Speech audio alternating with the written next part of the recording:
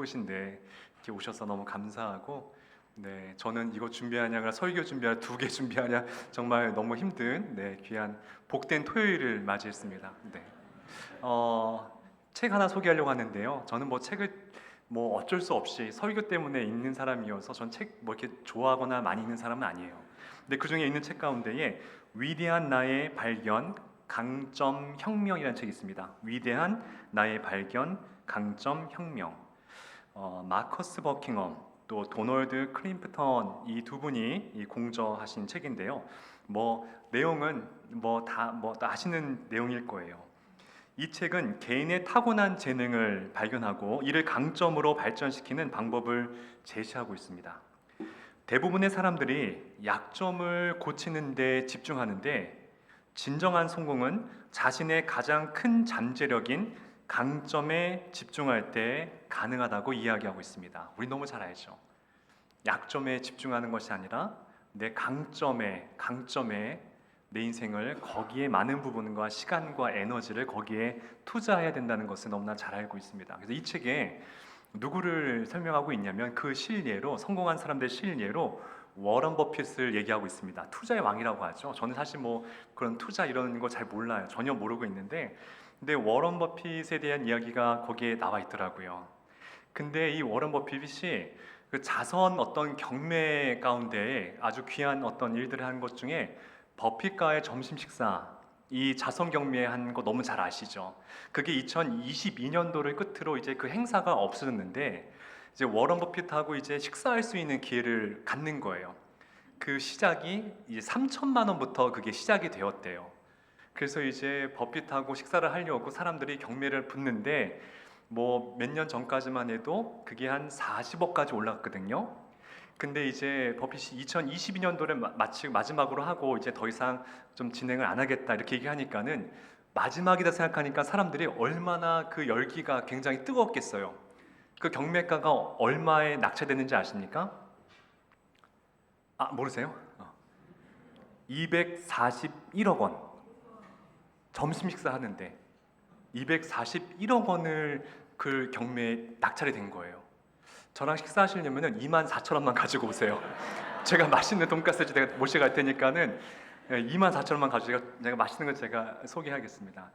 241억 원의 그 점심 식사 그게 낙찰이 된 거예요. 대신에 이제 모든 걸 물어볼 수 있는데요. 단 한 가지, 내가 지금 어디에 투자하고 있는지만 그것만 물어보지 않으면 그 외에 이분이 어디서 인사이트를 얻고 어떻게 이 시세를 알아가고 있고 세상의 미래의 어떤 흐름을 아는지 모든 것들은 다 얘기해 줄 수 있다는 것이에요. 근데 어찌되었든 이 워런 버핏 굉장히 뭐 뛰어난 사람, 저는 뭐 제 세계가 아니니까 사실 저는 잘 뭐 이분이 얼마나 대단한지 모르겠지만은 어찌됐든 이게 굉장한 분이라는 것이 이 책을 통해서 얘기해 주는데요. 제가 그걸 말씀드리려고 하는 것이 아니라 그 책에 보면은 이 워런 버핏이 왜 이분이 그렇게 이게 위대한 사람이 됐는지에 대해서 이렇게 얘기하고 있는데요. 한번 들어보세요. 워런 버핏을 특별하게 만드는 것은 바로 이런 독특한 행동 방식이다. 먼저 그는 자신에게 맞는 방식이 무엇인지 정확하게 찾아냈다. 그는 자신의 약점을 보완하는 데에 모든 노력을 집중하지 않았다. 오히려 완전히 정반대로 했다. 그는 자신의 타고난 재능을 알아보고 학습과 경험을 통해 더욱 단련시킴으로써 지금의 탁월한 강점들로 형상화했다. 뭐 우리가 다 이렇게 알 수 있는 이야기인 거죠. 그래서 이 두 작가가 20년 동안 거의 200만 명의 사람들을 대상으로 조사를 했대요. 또 세상에서 각 분야에서 성공한 사람들을 이렇게 조사를 했는데 그분들의 똑같은 공통점의 특징이 있는 것이 자신의 약점에 있어서는 한 자신의 역량의 20%만 거기에 보완하도록 쓰고요. 또 80%의 에너지는 그 사람의 자신의 어떤 강점의 그 80%의 에너지를 거기에 투입했다라는 것이죠. 그 200만 명의 사람들의 공통점이 바로 그런 데서 나왔다라는 것입니다. 자, 그럼 우리도 이것을 우리가 이제 교회에서 한번 이것을 적용해 보았으면 좋겠습니다. 우리가 강점이라고 말하는 것은 교회에서는 무엇을 의미할까요? 우리의 강점, 달란트와 은사를 얘기하는 거겠죠. 그죠? 나의 강점, 나의 달란트, 나의 은사가 다 각각 우리에게 누구에게나 있다는 것입니다. 그렇다고 한다면은 하나님께서 우리에게 원하시는 건 무엇일까? 나의 없는 것에 하나님 달라고 기도하는 것도 필요하겠죠. 하나님, 내가 이런 모양이 좀 부족하니 하나님 채워주시고 나를 바꿔주세요. 이것도 분명 필요합니다. 근데 하나님께서 더 기뻐하시는 기도의 삶은 무엇이냐면은, 하나님, 나에게 이런 남들보다 조금은 두드러진 강점을 주셨는데 내가 이걸 가지고 하나님, 내가 어떻게 주님께 영광이 될까요? 내가 어떻게 이걸로 쓰임 받을 수 있을까요? 그걸 놓고 기도할 때에 하나님께 더 큰 영광을 받으신다는 거예요. 우리가 이 로마서에 보게 되면은 사도 바울이 바로 그 강점에 대해서 이야기하고 있거든요. 같이 한번 로마서 12장 6절에서 8절 같이 한번 읽어봤으면 좋겠습니다. 시작. 우리에게 주신 은혜대로 받은 은사가 각각 다르니 혹 예언이면 분수대로, 혹 섬기는 일이면 섬기는 일로, 혹 가르치는 자면 가르치는 일로, 혹 위로하는 자면 위로하는 일로, 구제하는 자는 성실함으로, 다스리는 자는 부지런함으로, 공유를 베푸는 자는 즐거움으로 할 것이니라. 자, 제가 이제 노란색으로 제가 표시를 했죠.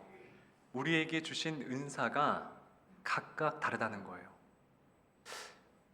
늑상은이 읽어왔는데 정말 중요한 거라는 거죠.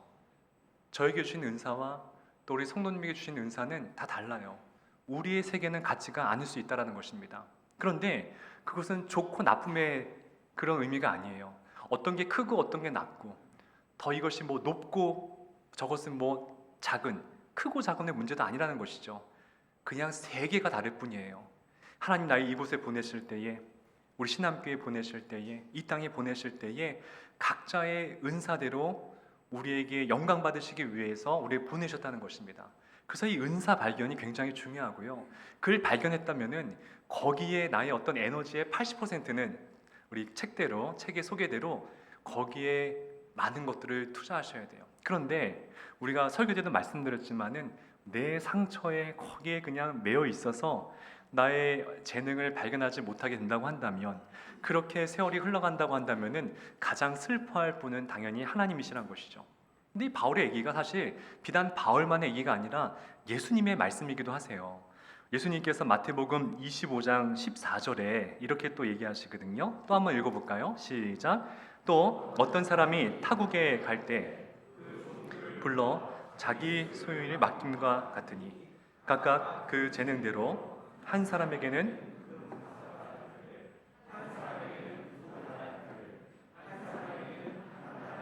주고 떠났더니, 자, 여기서 똑같은 얘기가 나옵니다. 각각 그 재능대로.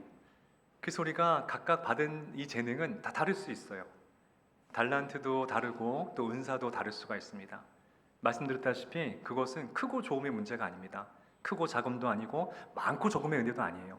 그건 정말 하나님께서 나에게 주신 고유한 하나님의 은사를 발견하는 것이 굉장히 중요하다는 것이죠. 그러므로 우리가 기도할 때에 내가 없는 것을 간구할 때가 있거든요. 저도 그렇게 하는데, 근데 그 없는 것을 구할 때에 한번 반대로 생각하면서 있는 것에 대한 감사의 기도를 먼저 드리시고요. 하나님, 그 있는 것을 내가 어떻게 하나님께 영광 돌릴까요? 그거를 위해서 기도하게 되면요, 하나님이 나의 달란트를 탁 보여주세요. 알게 해주시죠. 그리고 내가 그 세계에 내가 이제 침잠하게 되면은 세상에 다른 것이 부럽지가 않아요. 우리가 이 세상을 부러워하고 어떤 사람을 부러워한다는 것은 뭐냐면은, 그것은 아직 내 은사를 발견하지 못할 때 그럴 때가 있어요. 저 사람이 너무 부러울 때가 있어요. 노래 잘하는 저 사람이. 근데 나의 세계는 아니거든요. 전 찬양을 못해요. 전 그걸 알아요. 내 은사가 아니라는 거를. 그럼 저는 노래 잘하는 분들 오면은 너무 멋지지 거기에 질투심 갖지 않습니다. 나의 세계는 아니니까. 하나님 나에게 주신 그 영역이 있기 때문에 난 그 길을 가면은, 그 길 통해서 주님께서 기뻐하시면은 그걸로 만족하게 된다라는 것이죠. 비슷한 이 사회과학 책 가운데에 경영 바이블, 이 피터 드러커, 경영학의 아버지죠. 이분이 이런 말을 또 했어요. 네, 한번 들어보세요. 똑같은 이야기인데요. 대부분의 사람들이 자신이 잘하는 것이 무엇인지에 대해 알고 있다고 생각한다. 그러나 그들 대부분은 잘못 생각하고 있다. 자신들이 잘하지 못하는 것을 더 잘 알고 있다. 심지어 그 점에 있어서도 아는 경우보다 잘못 아는 경우가 더 많다. 그러니까 본인의 생각은 난 강점을 알고 있어라고 하지만 실상은 자신들의 약점에 더 매여 있는데, 심지어 문제는 자신이 생각하고 있는 그 약점도 맞지 않다는 거예요. 정말 본인들의 어떤 약점을 잘 정확히 모르고 있다는 것이죠. 그래서 어찌됐든 약점에 매이지 말라는 거예요. 내가 잘하는 것, 거기에 올인하라는 것이죠. 이제 오늘 본문으로 넘어와서 오늘 본문에 시편 16편이 굉장히 중요한 말씀이에요. 이것이 아까 저희가 좀 전에 읽었던 로마서와 이 마태복음의 말씀과 일맥상통하는 연결된 말씀입니다. 이것은 다윗의 시 믹담이라고 하거든요. 믹담은 마음에 새기는 시란 뜻이에요. 그리고 황금시라는 또 다른 뜻도 있습니다. 그러니까 다윗이 말하는 황금의 시라는, 중요한 시라는 거예요. 그게 왜 중요할까? 다윗이 왜 이것을 중요하다고 여겼을까? 그 이유가 바로 6절 말씀에 있어요. 6절 말씀. 우리가 6절 말씀을 다시 한번 우리가 마음에 새기면서 읽었으면 좋겠거든요. 이 말씀만 알면은 사실 오늘 말씀은 이제 다 끝난 거예요. 같이 한번 읽어보겠습니다. 시작. 내게 줄로 재어준 구역은 아름다운 곳에 있으며 나의 기업이 실로 아름답도다. 무슨 말인지 잘 모르시겠죠? 네, 제가 설명해 드리겠습니다. 하나님께서 내게 줄로 재어준 구역이 있다는 거예요. 우리는 그 속에서 있을 때에 우리의 인생은 행복하다는 거예요. 줄로 재어준 구역 속에 있을 때, 그게 아까 로마서에서 말한 은사와 재능이고요, 예수님께서 말씀하신 바로 이 달란트란 얘기입니다. 하나님께서 나에게만 주신 아주 줄로 재어준 구역이 있어요. 우린 그 속에 있을 때에, 그 속에 내가 최선을 다할 때 하나님께서 영광 받아 주시는 거고, 하나님께서 기뻐하시는 거고, 나도 내 인생에서 가장 희열을 느낄 수 있는 바로 그 공간이 바로 주님께서 줄로 재어준 구역이라는 것이죠. 이걸 아셔야 돼요. 우리 각자에게는 하나님께서 교회 안에서, 또 가정에서, 사회에서 하나님께서 줄로 재어준 구역이 있다는 것입니다. 그걸 아셔야 됩니다. 그리고 거기에 집중하셔야 돼요. 거기에 내 인생의 모든 80%의 에너지를 거기에 투입하셔야 돼요. 그럴 때 행복하는 거예요. 그럴 때 내 은사와 하나님께 나를 보내신 이 땅의 목적과 맞게 되고, 그때부터 정말 말할 수 없는, 세상에 줄 수 없고 알 수 없는 그 기쁨이 우리에게 올라온다는 것이죠. 그래서 그때지만이 비로소 하나님께서 말씀하시는, 성경이 말하는 열매를 거둘 수가 있다는 것입니다. 그런데 많은 사람들이, 우린 아니지만요, 많은 사람들이 그 자신에게 주어진 줄로 재어준 구역을 잘 알지 못한다는 데에 거기서 문제가 비롯돼요. 하나님은 나의 이 줄로 재어준 구역이 여기에 있는데, 나는 저쪽 구역에서 내가 스스로 이렇게 이 줄로 그어가면서 내가 거기 성공했다고 내가 하니 이게 맞지가 않으니까 거기서 영적인 스파크가 일어나지 않는 거예요. 누가 그랬느냐? 탕자가 그랬어요. 둘째 아들 탕자가 그랬어요. 탕자의 아버지가 이 아들에게 줄로 재어준 구역은 아버지의 집이잖아요. 여기서 마음껏 이 탕자는 아버지를 도와서 그 가게를, 그 사업을, 그 가정을 세울 수가 있는 정말 귀한 달란트와 모든 것들이 다 이렇게 준비되어 있는데, 구비되어 있는데, 지금 이 둘째 탕자는 뭐라고 하느냐? 나에게 줄로 재어준 구역은 먼 나라에 있다는 거예요. 먼 나라에. 난 저기 가서 난 성공했다는 거예요. 그게 가서 하나님께서 재어준 구역이 아닌데 거기에 가서 결과는 우리는 알고 있지 않습니까? 시간 소진하죠. 또 이 물질 탕진하죠. 또 거기서 유대인들이 정말 접하지 말아야 될 부정한 것을 먹으며 살아갔죠. 그럴 수 있다는 거예요. 우리가 내게 줄로 재어준 구역을 벗어나게 되면은 그때부터는 어쩌면 내 인생의 불행이 찾아올 수 있다는 것입니다. 하나님은 저와 여러분들에게 열매 맺는 인생을 살기를 원하세요. 요한복음 15장 16절, 예수님께서 우리에게 당부하신 말씀인데요, 같이 한번 또 읽어봤으면 좋겠습니다. 시작. 너희가 것이 아니요 내가 너희를 택하여 세웠나니 이는 너희로 가서 열매를 맺게 하고 또 너희 열매가 항상 있게 하여 내 이름으로 아버지께 무엇을 구하든지 다 받게 하려 함이라. 자, 하나님은 저희들이 그래서 열매 맺는 삶을 원하시거든요. 그게 어떻게 열매를 맺을 수 있느냐? 하나님께서 줄로 재어준 구역이 있을 때에. 다시 말씀드리면 이 말씀에서는 가지가 그 나무에 붙어 있을 때에, 그 구역 안에 있을 때에 열매를 거둘 수 있다는 것입니다. 열매를 거둔다의 반대말이 무엇일까요? 이파리 인생이에요. 열매는 없어요. 잎만 무성해요. 성경으로 표현하면은 그것은 쭉정이 인생이 될 수 있다는 거예요. 저는 그런 목사가 될까봐 무서워요, 사실. 두렵고 그냥 입만 무성하고 이파리만 남고 열매가 없고 하나님 그릇배 갈까봐 저는 그게 제일 두렵고 제일 무섭습니다. 정말 그래요. 저는 내 안에 하나님께서 그어준 그 구역이 어디인지 계속 기도해요. 물어보고 있어요. 어찌 되었든 자, 그래서 그러면 여기서 말하는 열매가 무엇일까요? 열매는 두 가지가 있습니다. 첫 번째 열매는 중요한 건데요, 예수님의 성품으로 바꿔가는 게 열매예요. 예수님의 성품의 열매가 우리에게 맺혀질 때, 아, 이분이 진짜 하나님께서 재어준 그 안에 있구나를 알 수 있다는 거예요. 제가 군대 있을 때 저의 상관이 경호반, 제가 경호반에 있었는데 거기에 이제 이 상사님이 계셨는데 집사님이셨어요. 뭐 딴에는 열심히 뭐 믿는 집사님인데 행실은 그러지 않았어요.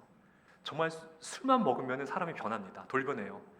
막 그냥 애들 막 군기 막 이 월차례 시키고 말도 험하게 하고 너무 그건 아닌 것 같아요. 그럼 이분은 열매 있는 인생이냐? 그렇지 않아요. 평생을 믿어왔어도 이분에게는 하나님의 형상이 없다라는 것이죠. 그럼 절대로 열매, 뭐 지금은 달라졌겠죠. 뭐 그렇게 됐을 거라고 믿습니다. 그래서 여러분들 열매란 것을 크게 생각하지 마세요.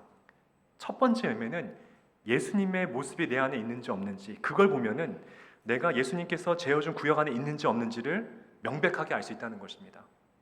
나의 언행 심사를 보면 돼요. 두 번째 열매가 있습니다. 전도, 선교, 구제입니다. 이것을 하는 사람들은 하나님의 열매가 있는 분들이에요. 그건 누가 시켜서 할 수 있는 게 아닙니다. 그런 마음을 성령께서 주실 때에, 그 구역 안에 있을 때에 하나님의 성령께서 그것을 우리에게 알려주셔서 열매를 맺게 한다는 것이죠. 그래서 우리는 오늘도 부단히 이 재직해 오신 여러분들 항상 내 구역이 어딘지를 알고 거기서 예수님의 성품, 전도, 선교, 구제를 위해서 올 한 해 열심히 달려가셔야 돼요. 자, 그러기 위해서 방법이 필요합니다. 그냥 이렇게 뭐 맺는다고 해서 되어주면 좋겠지만 그게 아니지 얼마나 어렵습니까? 그래서 하나님이 그걸 아시고 우리에게 무엇을 주시냐면은 제한을 주세요. 제한. 하지 말아야 될 제한을 주십니다. 이게 굉장히 중요한 거예요. 아까 제가 줄로 재어준 구역이 있다라고 했잖아요. 그러므로 그 선 밖에 나가면 안 된다는 거예요. 그게 제한이라는 것입니다. 자, 예를 들어 볼게요. 하나님께서 저희들에게 많은 것을 허용하세요. 우리 이 땅에 살아갈 때에, 야, 너 마음껏 너 즐겨. 마음껏 네 시간 네가 즐기고 또 내가 주는 물질 가지고 네가 마음껏 살아도 괜찮아. 이렇게 말씀하신 다음에 어떤 특별한 제한을 주세요. 자, 아담과 하와에게 동산에 있는 모든 실과 99.9%의 모든 실과는 다 먹어도 된다고 말씀하셨어요. 그리고 한 가지 제한을 줍니다. 선악과죠. 다 되지만은 이 선만큼은 넘으면 안 돼. 하나님 말씀하시는 거예요. 왜 그 말씀을 주셨을까요? 그래야지만이 이 에덴 동산의 주인이 누구인지 그것을 알려주기 위함이라는 것입니다. 선악과에 어떤 비결이 있는 게 아니에요. 선악과 먹고 할 문제가 아니라 하나님께서 그걸 먹지 말라는 것은 너가 정말 주인을 누구로 믿고 있느냐, 이것을 알게 하기 위한 하나님의 제한점이라는 것이에요. 물질도 마찬가지예요. 여러분들이 우리가 돈 많이 벌고 우리가 좋은 데 쓰고 우리 자녀 양육하고 다 하셔야죠. 다 좋습니다. 하나님 그걸 원하세요. 근데 한 가지 하나님께서 제한점 줍니다. 11조라는 10분의 1은 제한을 두세요. 하나님이 그 돈이 없었을까 봐요? 그렇지 않습니다. 물질의 주인인지 누군지를 우리에게 분명하게 알려주기 위해서 그런 제한점을 주시는 거예요. 너가 하고 싶은 거 다 써도 돼. 하지만 그 선을 넘으면 안 된다는 거예요. 이제 하나님은 정말 그런 거 굉장히 우리에게 많이 요구하세요. 시간도 마찬가지예요. 일주일 동안 우리 마음대로 어떤 시간을 써도 다 괜찮아요. 다 괜찮지만은 하나님이 딱 주일의 시간만큼은 하나님께 제한을 줍니다. 이 시간만큼 넘어서는 안 된다는 거예요. 이 시간 가운데 너희는 반드시 와서 하나님께 예배하고 경배된다는 것입니다. 그게 무엇이냐면은 누가 너의 시간의 주인인지를 우리에게 물어본다는 것이에요. 그래서 우리가 이런 하나님의 제한점을 우리에게 알게 하시고 그것을 지켜나갈 때에 내 인생의 주인이 누구인가를 그때서야 극명하게 깨닫게 된다는 것입니다. 우린 뭐 저부터 그렇지만은 아, 우리 삶의 주인 되신 하나님, 나의 삶의 주인이라고 이렇게 입버릇처럼 얘기하지만은 진짜 우리가 그런 제한점을 지키고 있는지, 그 선을 넘지 않고 있는지, 내게 줄로 재어준 구역을 넘지 않는지를 한번 잘 생각해 보셔야 됩니다. 거기 넘었다고 한다면은 내가 내 시간의 주인을 나로 여겼구나. 내 물질의 주인을 나로 여겼구나. 내가 또 하나님께 먹지 말라는 이것을 내가 내 유익을 위해서 먹었구나. 이것을 알 수 있게 된다는 것이죠.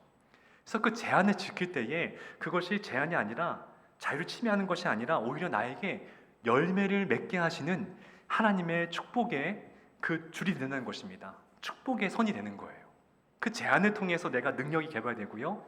그 제한을 통해서 내가 구별된 삶을 살아게 된다는 것입니다. 자, 제한 그러면 뭔가 마음에 이거 좀 뭐지? 이렇게 들을 수 있는데 제가 성경적으로 말씀드릴게요. 그게 거룩이라는 거예요. 거룩. 거룩은 바로 구별되다는 뜻이거든요. 그게 제한점이라는 거예요. 내가 세상과 제한점을 두겠다. 구별된 삶을 의미하는 것입니다. 근데 여기에 넘어진 사람들은 쓰임받지 못해요. 누가 그랬습니까? 삼손. 하나님께서 제한점을 줬어요. 삼손아, 내가 너에게 정말 그러니까 삼손에게는 정말 엄청난 힘이라는 달란트를 주셨거든요. 내가 재어준 구역에서 너가 그 힘을 가지고 이스라엘을 잘 지켜야 돼. 그 마음으로 주셨는데 삼손이 그 제한점을 넘어갑니다. 먹지 말라는 독주를 포도주를 마시고, 만지지 말라는 시체도 만지고, 머리도 깎지 말라는데 머리도 깎고, 그 모든 자로 재워준 그 구역을 삼손은 다 넘어가게 돼요. 결과가 무엇입니까? 하나님이 떠나가심, 능력이 사라짐, 비참한 인생. 하나님의 그 제한선 넘게 될 때에 그런 아픈 시간을 경험하게 된다는 것이죠. 또 누가 그랬습니까? 많은 사람들이 그런 제한점에서 넘어가게 되더라는 것이에요. 아담과 하와도 그랬고요. 또 사울 왕도, 오늘 설계에 나왔던 사울 왕도 그랬죠. 하나님께서 순종해야 돼, 순종하라는 그 제한점을 주셨는데 그걸 넘어가게 되자 점점 힘들어지게 되더라는 것이죠. 그래서 여러분들, 거룩을 어렵게 생각하지 마세요. 거룩은 내가 지켜야 될 자로 재어준 그 구역을 내가 지키는 것, 그 속에서 내가 하나님의 열심을 향해서 열매 맺는 삶을 살아가는 것, 그게 바로 거룩이라는 것이죠. 제가 특별 새벽 기도회 때, 우리 추수감사절 때 첫날에 시편 1편 1편 가지고 제가 말씀을 드렸거든요. 복 있는 사람은 이라는 제목을 했었는데, 제가 그런 관점에서 복이 무엇인가, 저는 복을 항상 어떤 명사로 생각했어요. 내 손에 뭐가 쥐어지는 것, 내가 뭐 좋은 직장 얻고 뭘 누리고 뭔가 하늘에서 내 손에 쥐어주는 어떤 복, 이렇게 명사. 근데 그것도 복이지만은 하나님께 성경을 가만히 보니까는 복이라는 것은요, 동사가 복인 거였어요. 계속 진행되고 있는 삶이 그게 진짜 복이라는 것입니다. 잘 보십시오. 시편 1편 1절에 우리 한번 화면 보고 같이 한번 읽어볼까요? 자, 시작. 복 있는 사람은 악인들의 꾀를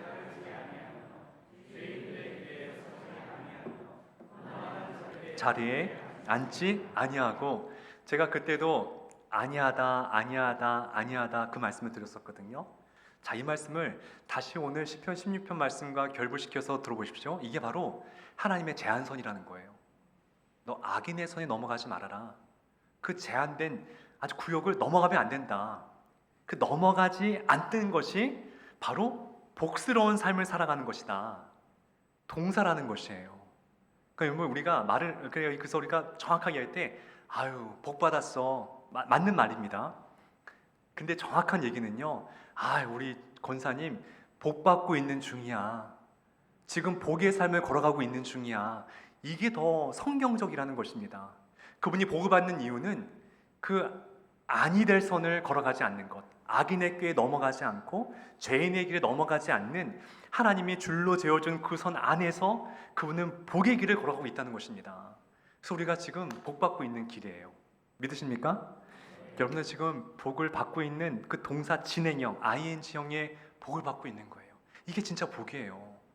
여러분들, 과거에 하나 뭐가 똑 들었다고 해서 그게 복이 될 수는 없지 않겠습니까? 그건 사라지는 거죠. 그건 소멸되는 거죠. 우리의 복은 날마다 어제보다 오늘이 주님과 함께 더 새로운 날이 되고 내일은 더 하나님으로 말미암아 내 인생이 행복하고 정말 뭐 주변 환경이 어떠하든지 정말 내 안에 정말 왜 이런 기쁨이 나에게 솟아나는 거지?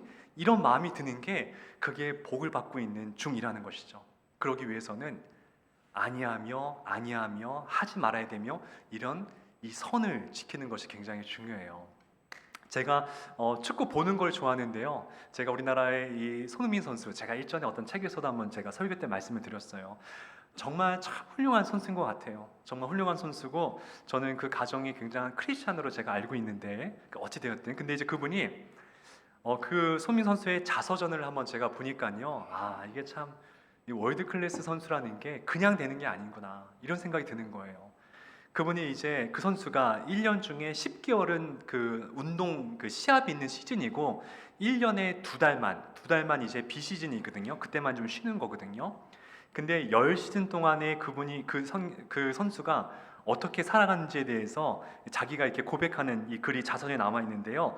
제가 한번 읽어 드릴게요. 10개월 내내 저녁 10시 전에 잠들기. 10개월 내내 정크푸드 먹지 않기. 10개월 내내 자유시간에 외출하지 않고 집에서 쉬기. 10개월 내내 스트레스를 빨리 털고 평정심을 유지하기 위해서 나는 10시즌 동안 이렇게 살아간다. 내가 힘들 때마다 아버지는 항상 성공은 선물이다 라고 말씀하셨다. 지금 인생을 투자해야 10년, 20년 후에 결과를 거둘 수 있다고 말씀하셨다. 참 아버지도 훌륭하시죠. 성공은 선물이야. 지금 투자해야 돼. 그래야 그 녹을 10년 뒤, 20년 뒤에 먹을 수가 있어. 아버지가 참 훌륭한 분 같아요. 우리 신앙에 대입해 봅시다. 우리가 정말 6일 동안에 열심히 살아가는 거예요. 이거 하지 말고 세상에 이런 것에 넘어가지 말고 그 제한된 선 안에서 아니하며 이렇게 살아갈 때에 우리의 영적인 미래가 얼마나 찬란해지겠습니까? 지금보다 더 성령 충만할 것이고 지금보다 더 하나님과 깊은 교제 속에 있을 것이고 또 우리 안에 예수님의 형상으로 여러분들 속에서 예수님이 얼마나 그 모습이 아름답게 드러나겠습니까? 그래서 우리가 무엇을 하는 것도 중요하지만은 먼저는 자기 발견 그리고 하나님께서 말씀하시는 그 줄로 재어준 구역을 아는 것이 너무나 중요하다는 것이죠.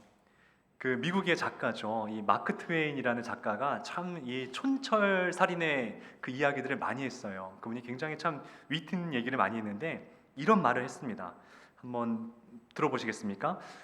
우리를 괴롭게 하는 것은 모르는 성경 구절이 아니라 너무 익히 알고 있는 성경 구절들이다. 잘 생각해 보세요. 우리를 괴롭게 하는 것은 모르는 성경 구절이 아니라 너무 익히 알고 있는 성경 구절이래요. 왜 이런 말씀하셨을까요? 우린 다 안다는 거예요. 수많은 성경 공부를 통해서도 알고 있고 설교에서 많이 들어서 알고 있고 접해서 알고 있는데 그것이 왜 우리를 괴롭게 하느냐? 우리가 그 말씀대로 지키며 살지 않기 때문에 괴롭다는 거예요. 듣는 것도 중요하지만은 정말 그 말씀대로 살려고 부단히 그 선을 넘지 않으려고 부단히 노력하는 것이 그것이 정말 더 중요하다는 것이죠. 예수님께서 그런 차원에서 마태복음 16장 24절에 자기 부인과 자기 십자가에 대한 말씀하시잖아요. 저는 이제 알았어요. 예수님이 거기서 하신 말씀이 어떤 의미인지 제가 오늘 설교를 준비하면서 이게 그 말씀이었구나라는 것을 또 새롭게 제가 영감을 얻었는데요. 우리 마태복음 16장 24절 말씀 같이 또 읽어볼까요? 시작. 이에 이게 이르시되 누구든지 나를 따라오려거든 자기를 부인하고 자기 십자가를 지고 나를 따를 것이니라. 자, 화면 잠깐만 보여주세요.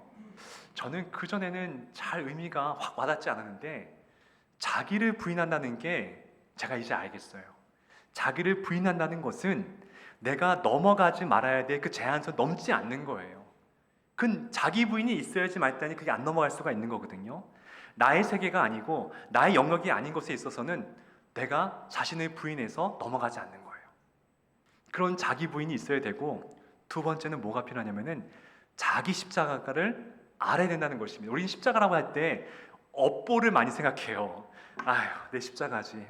이 녀석 내 십자가지. 뭔가 내 고난에 짊어져야 돼. 어떤 그런 이 왔는데 그게 아니라는 것입니다. 그것은 나에게만 주신 줄로 재어준 구역이라는 것입니다. 그 십자가를 짊어지라는 거예요. 그 구역 안에 있으라는 것입니다. 그 달란트와 그 은사를 삼아라는 것이에요. 남의 거 넘보지 말고 자기 구역 아닌 거 넘어가지 말고 나에게 주신 나의 그 십자가, 하나님의 달란트, 은사, 우리 하나님 예수님에게는 그것이 영원 구원이었잖아요. 그게 우리 예수님이 받은 줄로 재어준 구역이었잖아요. 거기에 예수님께서 몰입했던 것처럼 우리도 다른 것에 있어서는 부인을 하고 내 십자가, 내가 성가되면 성가대, 내가 설교자면 설교자, 내가 어떤 봉사와 헌신 여러 가지 있으면은 그 영역에 있어서 내가 어떻게 주님께 기쁘게 할까, 열매를 맺게 할까, 그것을 우리가 생각하면 된다라는 것입니다. 마지막으로 예수님도 그러셨어요. 예수님이 요한복음 19장 30절에 십자가에서 돌아가실 때에 하신 말씀이 있습니다. 근데 이 말씀이 사실은 이게 문맥이 맞지가 않거든요. 상황이 맞지 않는데 같이 한번 읽어볼까요? 요한복음 19장 30절 시작. 예수께서 신 포도주를 받으신 후에 다 이루었다 하시고 머리를 숙이니 영혼이 떠나 가시니라. 예수님께서 뭐라고 말씀하셨다고 합니까? 다 이루었다. 근데 이게 사실 우리가 봤을 때는 틀린 말씀이에요. 왜 다 이룬 게 아니냐면은 여전히 세상에는 아픈 자들이 많이 있었거든요. 여전히 지금 마음에 상처받은 자도 있었고, 여전히 예수님의 도움의 손길이 필요한 사람들이 이스라엘 땅에 얼마나 많이 있었습니까? 그런데 예수님은 다 이루었다고 하시는 거예요. 말이 안 되잖아요. 그럼 그 사람들은 예수님 왜 거들떠보지 않는 게 되는 거잖아요. 그런데 예수님의 그 다음의 기도에 예수님께서 다 이뤘다는 뜻이 이것이었구나 하는 것을 알 수 있어요. 요한복음 17장 4절 말씀 또 읽어볼까요? 자, 오늘 마지막 결론인데요. 같이 읽겠습니다. 시작.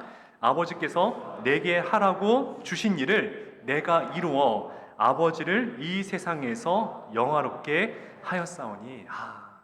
이 말씀을 통해서 예수님께서 왜 다 이루었다 하신 말씀을 우리가 알 수 있게 되는 거죠. 예수님께서 이 땅에 오신 이유는, 잘 보십시오, 하나님께서 내게 하라고 한 일, 줄로 재어준 구역, 그게 무엇이었죠? 영원 구원이죠. 십자가에서 우리의 죄를 대속하기 위해서 물과 피를 다 쏟으시는 그것이 예수님께서 받으신 자기 줄로 재어준 구역이었다는 것입니다. 그거를 했기 때문에 예수님은 다른 많은 일들이 있었지만은 내가 다 이루었다고 얘기하는 거예요. 정말 예수님의 멋진 삶인 거죠. 우리도 그럴 수 있어요. 우리가 마지막에 주님 나라 갈 때에 어쩌면 정말 많은 일들이 집안에 남을 수도 있고 세상에 여전히 많은 일들을 우리가 못하고 갈 수 있어요. 괜찮아요. 그건 또 다른 누군가에게 주님께서 맡겨주실 거예요. 우리는 나에게 주신 줄로 재어진 구역 속에서 거기서 최선을 다할 때에 하나님께서 영광 받아 주신다는 것이죠. 제가 천상병님의 바람에게도 길이 있다라는 시 읽고 마치겠습니다. 제가 좋아하는 시인데요. 제가 읽겠습니다. 강하게, 때론 약하게 함부로 부는 바람인 줄 알아도 아니다. 그런 것이 아니다. 보이지 않는 길을 바람은 용케 찾아간다. 바람길은 사통팔달이다. 나는 비로소 나의 길을 가는데 바람은 바람길을 간다. 길은 언제나 어디에나 있다. 저 제목이 너무 좋아요. 바람은 바람의 길이 있다는 거예요. 저는 저의 길이 있어요. 우리 사랑하는 장로님들은 장로님들의 그 멋진 길이 있고요. 우리 권사님들과 집사님들은 여러분들에게만 주신, 우리 하나님께 주신 줄로 재어준 아름다운 구역이 있습니다. 오늘 말씀처럼 그 구역은 실로 아름답도다. 그 구역이 있을 때 진짜 아름다운 내 인생이 된다는 것입니다. 여러분들 2026년 우리 살아갈 때에 나에게 주신 귀한 달란트가 있습니다. 없는 것보다도 거기에 기도하지 마시고 주신 것에 감사하면서 주님, 내가 이것으로 주님께 영광 돌려드리기 원합니다. 주님, 저에게 그 달란트를 보게 하시고 알게 하셔서 주님께 영광이 되는 올 한 해가 되기를 소망합니다. 이렇게 기도하셔서 여러분들 통해서 우리 신암교회와 우리 조국의 교회가 더욱더 크게 부흥하고 성장하게 되기를 우리 좋으신 예수님의 이름으로 축복하고 축원드립니다.